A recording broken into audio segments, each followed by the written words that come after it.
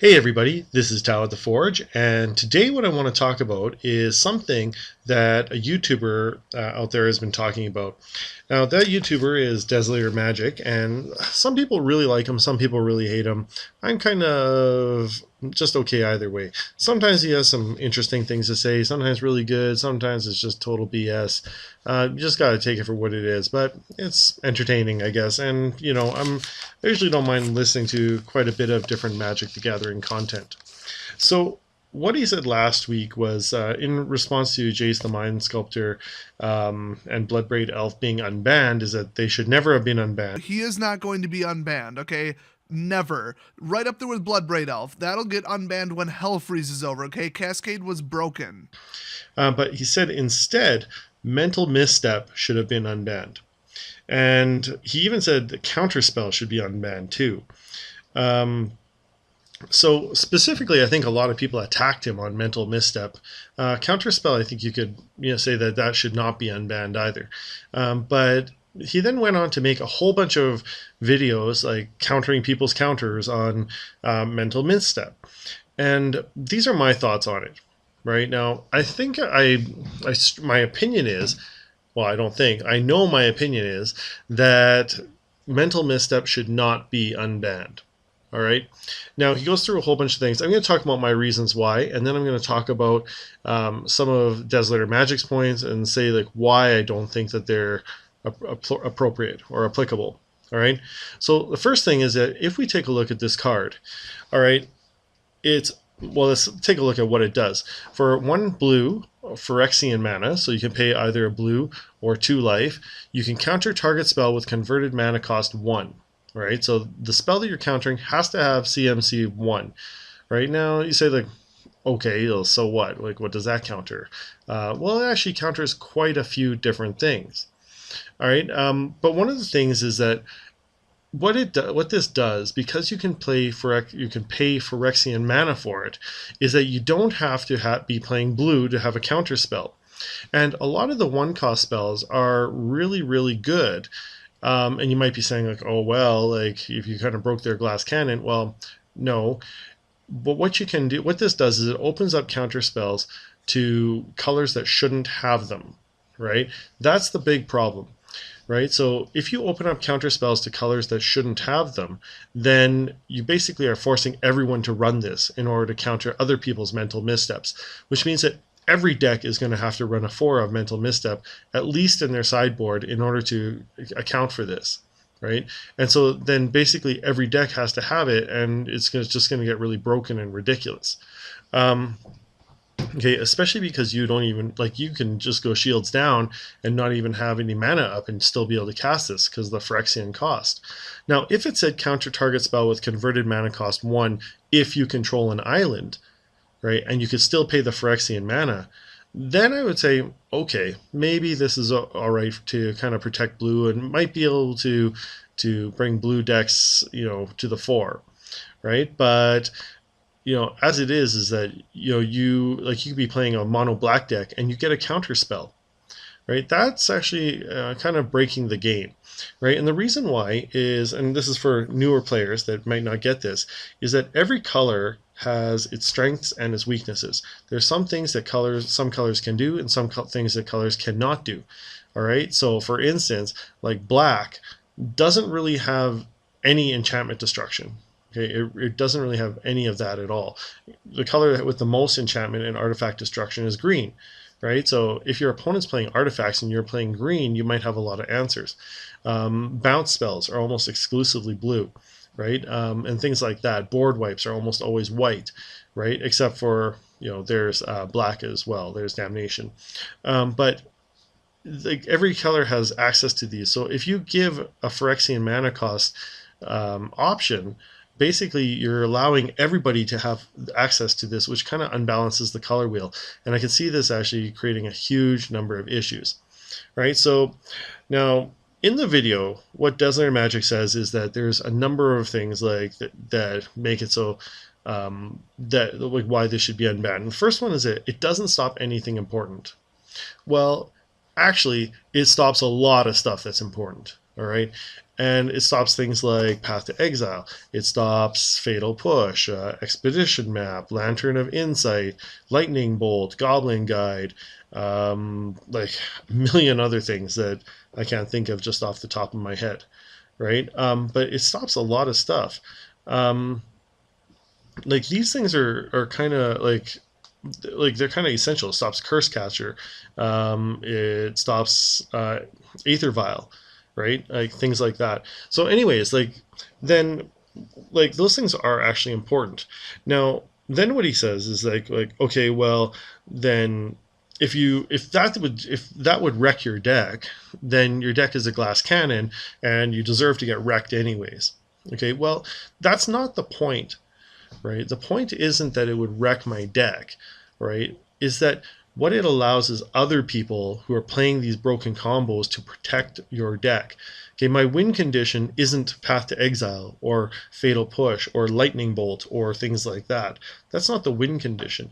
That's very often your protection, your removal. All right. So when people are building decks, and this is mainly for draft and sealed, but also applies to constructed as well, is you're following bread, right? You have your bombs, the cards that are going to win you the game.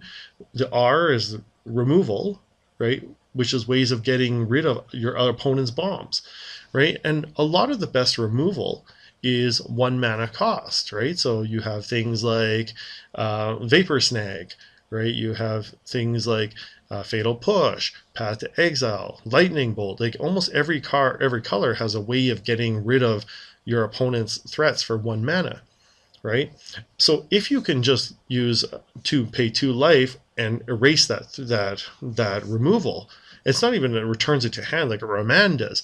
This is just something that was just like your card's just dead. Then that's really hard to deal with, right? And it makes it so that like your opponent can protect their broken combos and protect their broken creatures, right? So could you imagine you have your opponents playing like Death Shadow? It gets like turn 3 or 4. They finally play out their Death Shadow. It's enormous, and they're swinging it for the kill.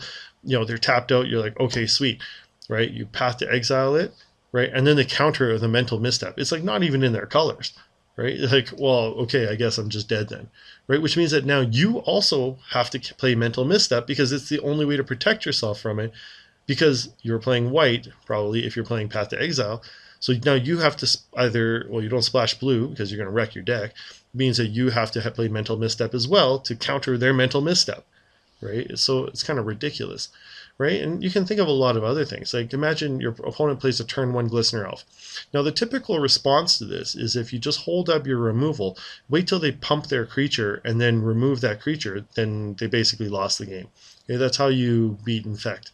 So you play Infect, turn 2, they swing in, pump their creature to 10 Infect, and then you play a Fatal Push on them, right, to get rid of it, and boom, Mental Misstep.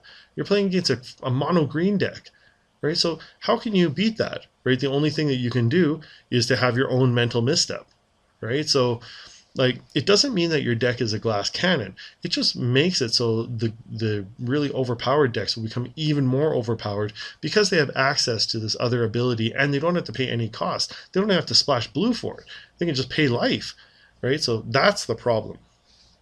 Okay, he says I wouldn't even put this in my deck, right? Like okay, like he says, not that good. Well, I hate to say it. No, Desolator Magic has some interesting videos and cool insights and stuff. He's not all bad, and please don't send him hate mail or anything like that.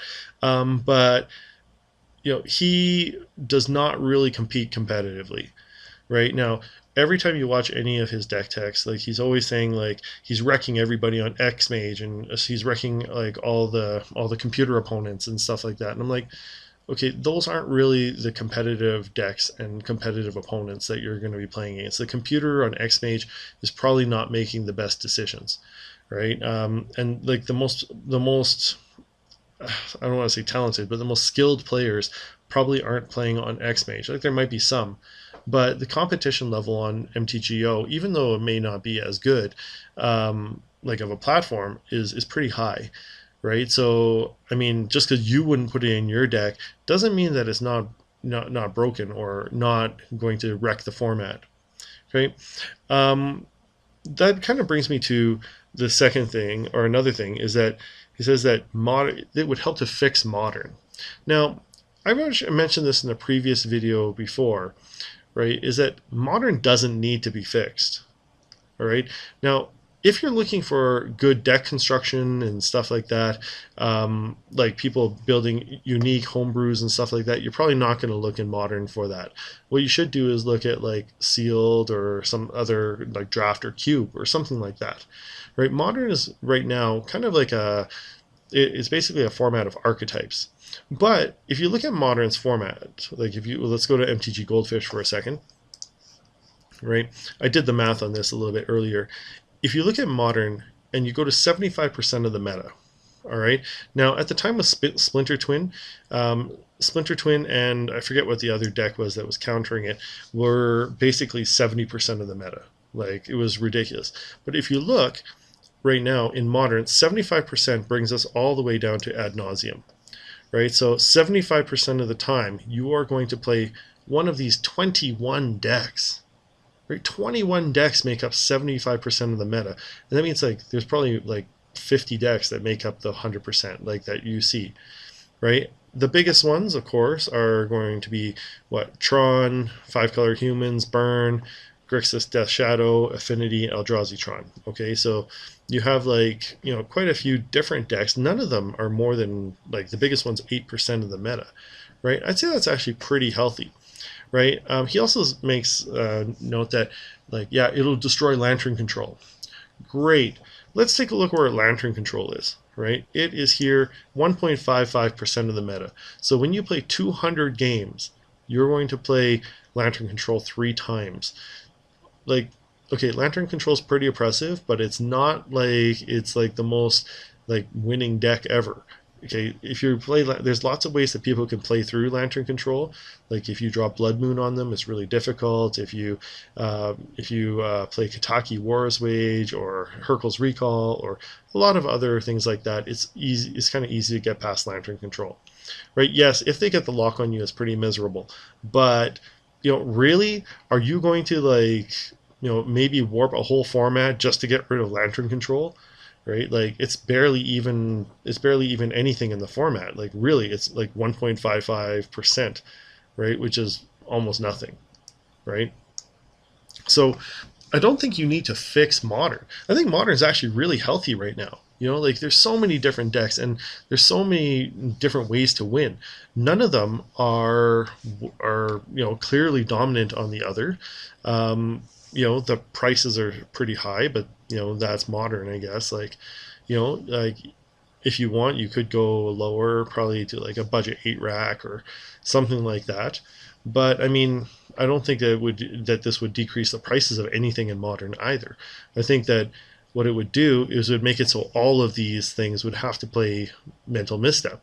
Like if you think it would be bad, put that in Lantern Control. Like like all the worst like things like that could stop Lantern Control, like Inquisition and Thoughtseize and stuff like that, are 1 cost as well, right? So I mean, if that's what you're after, like Lantern Control is going to be running that too, right? So like yeah, you just shouldn't do that, right? I don't think that it's a good idea to have it there, right?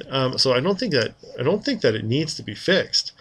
Um, let's see, what else do you say? It stops all the cheap stuff, like stuff that's unfair, like 1 cost removals. Well, almost every color has a form of 1 cost removal, right? The only one I don't think has is green, right? So blue has like Vapor Snag, red has Lightning Bolt, white has Path to Exile, black has Fatal Push. I don't know if green has any 1 cost, just destroy creature type removal, right? At least I can't really think of one, right? But I mean, green also has like things like Birds of Paradise and stuff like that that can help them ramp up. That yeah, you can also basically stop like Birds of Paradise, Noble Hierarch, Land of War Elves, Elvish Mystic, yeah. Any of those things too. So I mean, yeah. Anyways, I think that those things aren't really cheap things. Those are ways for you to actually survive in a really competitive format. So like I said, if your opponent drops like a Tarmogoyf on you, or drops like a Death Shadow, or starts to storm off or something like that, you often have a way like of spending like 1 mana or 2 mana or something like 1 mana, often to like stop them, right? If you if you well, maybe not storming off, um, but if your opponent has a mental misstep, they can just go shields down, right? So like I don't understand like how you could even think that this would be a good idea. Um, it only affects glass cannons, right? Like, no, it doesn't. It actually helps protect glass cannons, because these glass cannons now can include this, and they can actually protect those broken combos, right, against your cheap removal, which means now that you have to have removal for their, or counters for their counters, right, which means that everybody has to have it. um let's see, it doesn't do anything after turn important after turn 3. No, it totally does, right? So like, let's say your opponent's having difficulty assembling Tron, and they try and play an expedition map. Well, that's going to be a hard time for them to do that, right? Like when you have a 1 mana, like when you have a free counter essentially.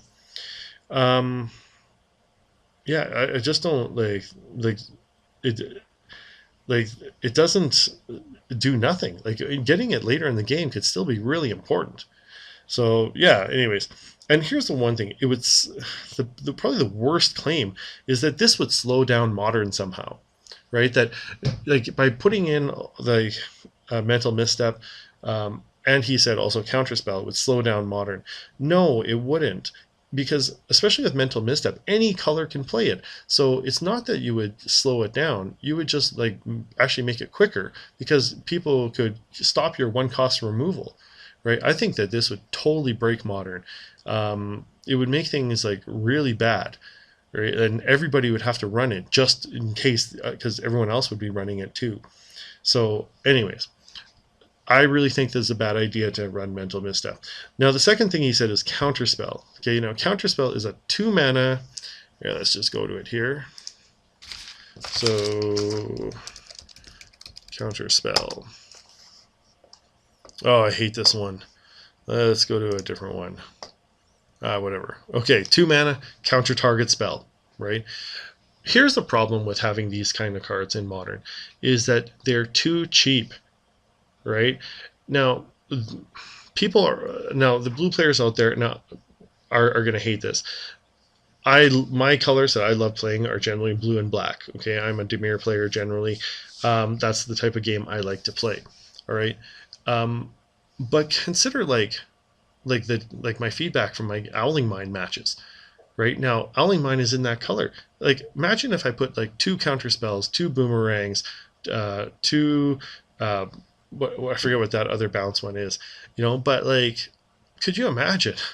Like, it would just be so oppressive that you could just hold up 2 mana and like counter anything they put out. Like, basically, they couldn't ever like uncount. There's nothing that you couldn't counter for 2 mana, and it's so early in the game, and then just keep bouncing stuff and bouncing stuff and bouncing stuff, right? It would basically make Owling Mine like one of the best decks in the format. All right. It would also put things like blue white control over the top, right? Because you got mental missteps, and now you have counter spells and spell quellers and things like that. And all your opponent has to do, forget about mono blue fairies. Oh my goodness, right? So you'd play like a turn 1 fairy, and not the fairy imposter, or that whatever fairy miscreant, right? And then after that, every other turn, just hold up things like this, right? And your opponent wouldn't be able to get anything else down, right? So I mean, like, I think these things would just wreck what's normally, it's already a good format. So, anyways, I feel like I'm kind of rambling, but please do not like lobby people to unban counterspell or mental misstep. Those cards, I think, would seriously break the format. They make Magic totally not fun, right? If you want to play like a less fast competitive format, then just don't play tier 1 Modern, right? Like, play Cube, right? Like, Cube takes a little bit longer, or play a Sealed Constructed, or there's a ton of other formats that you can play, right? Like, play Commander, You know, another good one is like just take like a deck builder's toolkit, right? Everybody buys a deck builder's toolkit. You each construct a constructed deck out of it, and when you play it, then every week, like at the end of every week, each person can buy one booster pack and add it to the deck builder's toolkit to modify their decks, right? And just keep coming up with new decks and just keep building it, and then go until the next deck builder toolkit comes out and run that again. That's a great way to stay innovative. People get a pool of cards that they can work with. You still get to crack packs, right? Like there's so many things you could do, right? But anyways, I don't think that like you need to like so-called fix modern, especially not this way. Anyways, that's what I think. Please let me know what you think in the comments. Do you think I'm totally wrong? Like Counterspell and Mental Misstep would be great in the format? Or do you think it'd be broken too? Like, let me know what you think. Anyways, that's it for today. Thanks for watching, and I'll see you next time. To join an amazing Magic the Gathering community, check out kitchentablemtg.com.